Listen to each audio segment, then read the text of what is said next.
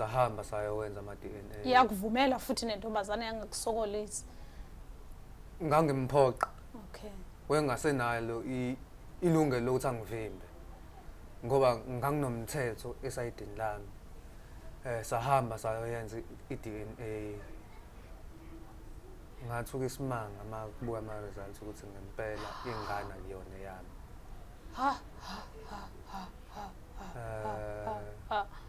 Ngalahlekelwa iminyaka ewu4 yonke lo muntu efundela ukuba inesi. Engabe nami ngiyaqhubeka ngiyafunda ngapha. Ndiphinde ndibhothise into zakuthi ndinamkele kumtsholo show igama lami ndinguSixoxe Fika and I'll be your host. Ke kanti into zakuthi ungalibali siyafumaneka kuwo wonke ama-social media platforms okanye sibhalele phaa kwi-email yethu umtsholoshou@gmail.com okanye usinikeze imessage phaa ku-WhatsApp nansi namba ezantsi. Ke kanti into zakuthi sekunjalo obhuti ngibona ngathi ngabo skenya kakhulu emjolweni. Hayi ndiyadlala. Okay ke into zakuthi namhlanje sivakathelwe ngubhuti wethu uzathi asichazelene ukuthi bamenzeni yena emjolweni. Bhuti wami kunjani? Ngiyaphila sisi wami njani? Ngiyaphila nami Nkosi. Hayi khululeka nje. Uhlisa umoya. Indaba uzitsho nje kuba zinjalo. Azisole futhi naye. Hayi ndiyadlala ngasisole. Ubhuti wami ngubani? Uqhamukaphi? Igama ngoNkazimulo kaMbambo ngiqhamuka eMthwalombe. Awu ezilalini. Abantu baseMthwalombe last week bekhona usisi kuthiwa kwasewethu ngwaseMthwalombe. Nawe ngwaseMthwalombe. Kwenziwa ngiyathezwa eMthwalombe. Beketsho njalo. Abathezayo bakhona la isilungu. Kuthi ukuthi kula Mthwalombe niyahedwa. Ngiyadlala. Ubhuti wami singungenza ukuzatywala ubhuti wami akasichazela ukuthi wena bakuvithize kanjani? Bakuvithize bathini? Sisiqale nje ezantsi story sakho uze nje naso kahle. Hayi ngifuna ukuva kahle lamantombazana nesibindi. Yabona masikhuluma ngomuntu wesifazane. Bekunayo lo muntu lo intombazane bengifunda naye esikoleni. Inhle intombazane lena. Ebethi mayiqhamuka insizwa zithule.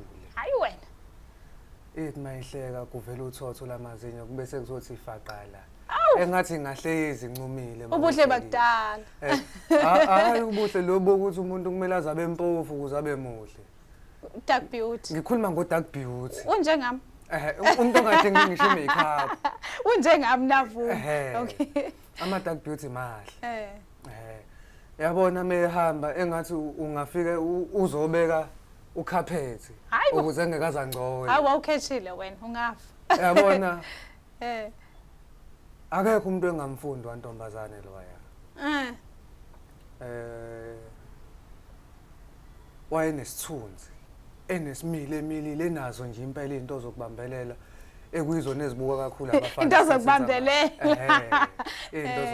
Into zokubambelela yini ama-hips. Okay. Kanti nakhona futhi ifika lena wayenayo. Unomnyovu. Niphinde nibambelele kwezi hips zethu. Okay. Phela yabo. So lo sisi-ke lona ngangimsaba mina. Hayi thethe iqiniso. Shuthi ke kuhamba isikhathi bangiqhathe naye lo sisi lona bathi ngiyambiza. Bangivalela eklasini aqhamuka usisi. Afika athi ngizwa kuthiwa uyangibiza. Ungibizelani? Igwaba bithini ngelo xesha? Ukanje. Hayi ngijuluke ngimanzi. Bayagera kaloku. Yabona kwakuqedwana lento obugwala kahle kahle. Nanokuthi kwakusekuvulwe i-competition yokuthi okuyena nje ozothandana lo sisi lo. Siyomthulela isigqoko ngoba sho ukuthi uyobe wenza into esihlulayo thina sezinye insizwe. Hayi ke ngijuluke ngimanzi nalo sisi lona sihlele eklasini siyaxoxa naye. Masixoxa hayi ke kuze kufike la ekutheni ke phela ke manje kumele ngiqale ngishele na unekhanda eliqinile njalo nje. Hayi ke ngigcine ngimwinile usisi angiqoma. Uqoma same day. Hayi akubanga usame day. Kodwa ke nami ngagcina sengi-enjoya ukuxoxa naye ngoba kwakunento engangiyifunda kuyena ukuthi abantu abaningi babemsaba. Ngendlela eyiyona. Even ngisho amantombazane esikoleni ayengahambi naye. Okay. Wayile ntombazane futhi esikoleni ehlakaniphile. Okay. Ngoba isikhathi esiningi webuya afike ngapha eklasini ngoba sasihlukene ngamaklasi ngangingasayensi eka-commerce. Sasibuye sihlanganise mawukuthi mhlambe kuzoba khona ilontuzane i-debate esikoleni. Sihlanganiswa amaklasi. Hayi wechithekile lo wasisi weshayiwe ekhanda. Abantu abaningi ke babengabelieve ukuthi mina naye sesiyathandana. Wayiprova wena lonto. Ngoba siqala ukuthandana saqala ngabo August sifunda ugrade 11. Waphela unyaka into ethi ihamba kahle. Safika ka matric ila kwavela khona ukuthi kahle kahle lana siyathandana ngoba naba besafika kuyena beqonga isibindi besamshela afika abachitha athi mina nangi umuntu engithandana naye still nalapho bangakholwa abanye babeze bethi untombazane lo ngimdlisile ngendlela ekwakwenzeka ngayo la kwaqama khona kuthe ngoFebruary kwiValentine sike esikoleni Nisenza ugrade 11 okanye senenza umatric? Sasesenza ugrade 12. Okay. Ila kwaduma khona isikole sonke kwazi ngisho othisha nendaba yaqala yayofika ekhaya. Hawu. Ukuthi ubani lona engathi akasenzi lokho abekuzelele esikoleni. Engathi usenza okunye manje ngoba naseyifundweni engathi useyahlisa. Ngenxa yothando. Ngenxa yothando. Hey, love is blind. Ngangingafuni lutho ngalwa ntombazane lwana ngoba ngangithi mangiqhamuka nje kukhona insizwe seduze kwakhe. Hayi impela sasifike sigejane nensizwa le. Kuthe-ke ngeValentine afike usisi engiphathele amafoni lawa amancane lawa namabhathini. Okay, popo. Uthenge leyo foni leyo wabe sengithengela newashi. Kunefoni engangiyisebenzisa esikoleni for ukufunda. Ukuthi makukhona izinto eziqhamukayo esikoleni ngothisha bazithumelela kwi-WhatsApp group. Ifoni yami ke yayihlupha ngoba ekhaya isimo somnotho sasingekho sihle. Okay. Yayihlupha ngokuthi yayishesha ukucisha. Oh. So manje bengithengela upopopo la. Wenzela ukuthi akwazi ukuthola. Akwayena wayekhethile. Ayike kudume esikoleni. Kuthe unyaka usuzophela. Akhulelo sisi lo. Hawu. Mekhulelwa indaba ihamba iziziyofika ekhaya. Ngoba kubo bamqhubela ekhaya impela Nawe futhi wangaphiki. Hayi angizange ngiphike ngoba wathi emefika ekhaya impela hayi. Wayenza. Ngamuze ekhaya nobaba impela ukuthi hayi mfana wami engathi amehla akhavulekile khona lento oyibonayo. So angizungena ke esitoreni sasekhaya kakhulu kodwa ke umntwana ngamvuma babe sebephinde emuva. Okay. Ekhaya ke babe sebeyangiphoqa ukuthi angeke ngikwazi ukuqhubeka nokuyofunda. Kumele ngihambe ngiyosebenza ukuze ngoba vele unyaka wasophela wasozaphela ukuze ngikwazi ukuthi ngisupport umntwana lo. Nangempela ke ngiqeda umatric ngihambe ngiyozama amatoho ngibambe lapha nalapha ya. Kungangokuthi nje itoho lami lokuqala ngangixove i18 ngakhe 18 ukuze umntwana ezothi mezalwa kube khona into ekhona for yena. Okay. Kwaya ngenza certificate of security ngahamba ngayo kwi-security. Wenzela ingane yona. Ngenzela ingane. Angisenandaba nami. Umuntu esenginendaba naye ilo mphefumulo zayo. Nisa communicator no girl. Ugirl siyaxoxa naye. Kusemnandi. And yena wathi ebeletha walontoza ingane yasala noma wakhe. Wakwazi ukuthi ahamba uqhubeka nezifundo zakhe. Kodwa ke bekuthi makuphela inyanga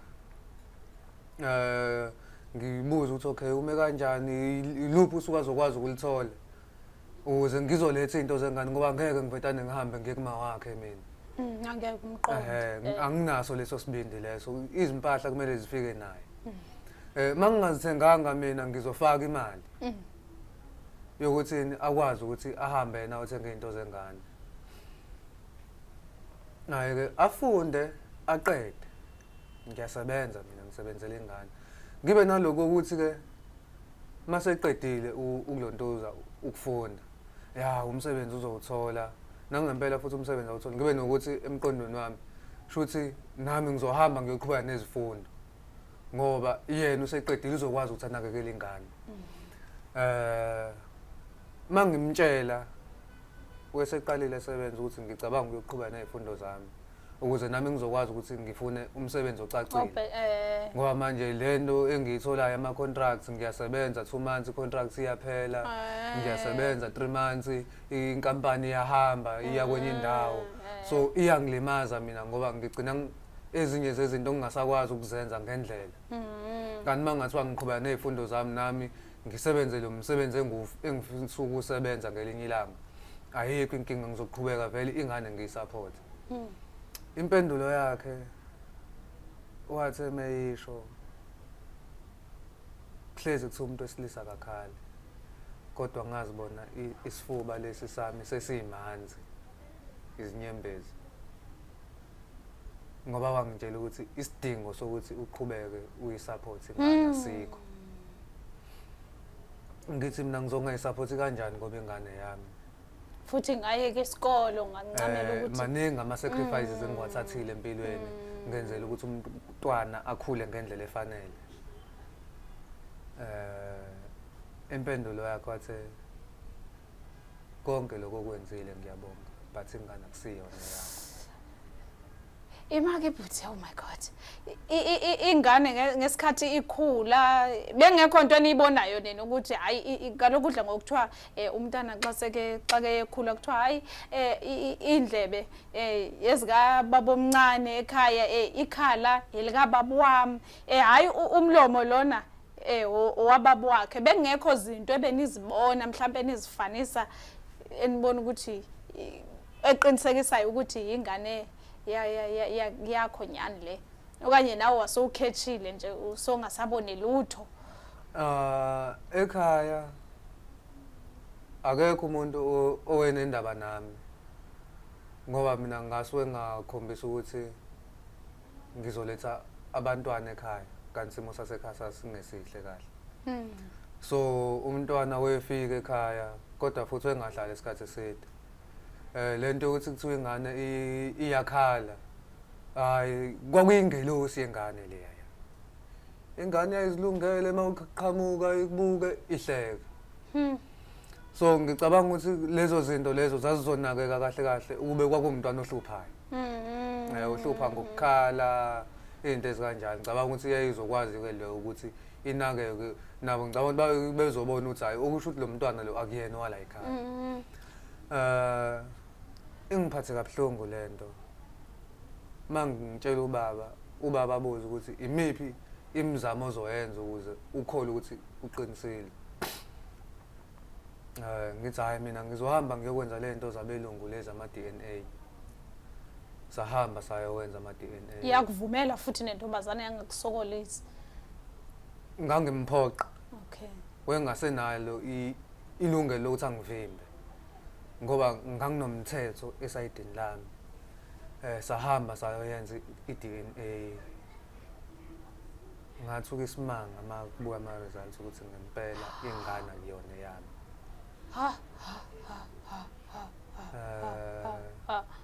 Ngalahlekelwa iminyaka ewu4 yonke lo muntu efundela ukuba inesi. Engabe nami ngiyaqhubeka ngiyafunda ngapha. Ngibhizi ngilwela ingane ekungeyona yami. Ubhlungu yazi. Kodwa ke uzadlula kodwa ngoku uziva njani emva kwayo yonke lento le eyenzeka? Noma kunzima but ngiyazama ukudlula kuyona ngoba ngeke ngahlezi ngabambelele entweni eyodwa angeke ungisize ngalutho lokho. Impilo iyaqhubeka. Unjani ke ngoku usabathemba abantu besifazane ithini into usezaphinda umthembe futhi omnye umuntu wesifazane make efike sithi kuwe othandana naye aphinde axele ukuthi hayi sekekhulelwe ke ngoku ukhulele ingane yakho uzawuphinda umthembe na emva kwalento eyenzeka okanye wena sozaphila ngeDNA? Yabona nje ukukhuluma iqiniso seswami mina nomuntu wesifazane ngeke ngiphinde ngihlangane naye. Hayi uthini ngobhuti? Awuzuba sa hayi ngeke yabona okanye asibe sitho kwangoku. asuthi ngeke usa okwamanje nje ngise right ngoba umuntu wesifazane uyamdinga. Hayi ngeke okwamanje ngiyakwazi ukuziphekela, ngiyakwazi ukuziwashela, ngiyakwazi ukuzinakekela. Kodwa ukwazi ukuzenza. Inkinga ngizoba lapho. Kodwa nje hayi okwamanje hayi ngise right ngabantu besifazane, mhlambe ngingangithatha almost 10 years. Mina nje ngingakamdingi umuntu wesifazane. Ngokuthi ukuthi uzawuthenga wena. Mina To essential ukwenza ukuthi uthole kaloku wonke umuntu makuyiyona ndlela yokuthi ngikwazi ukuphila. Hayi kusho ukuthi yakhetha. Hayi kusho ukuthi yakhetha. Sibonge kakhulu kubhuti wethu abantu abasekhaya yeyisana ubahetha kangaka abantu besilisa mani. Why kodwa nenza kanje? Awu kodwa sisesuka nawe high school wena umenza kanje. Ke kanti into zakuthi ungalibali siyafumaneka kuwo wonke ama social media platforms okanye usibhalele pha ku email yethu umjoloshow@gmail.com okanye usibhalele pha ku WhatsApp number nansi WhatsApp number. Ezantsi ungalibali ba every Wednesdays ziyakhala ziyalila. Until next time enkosi.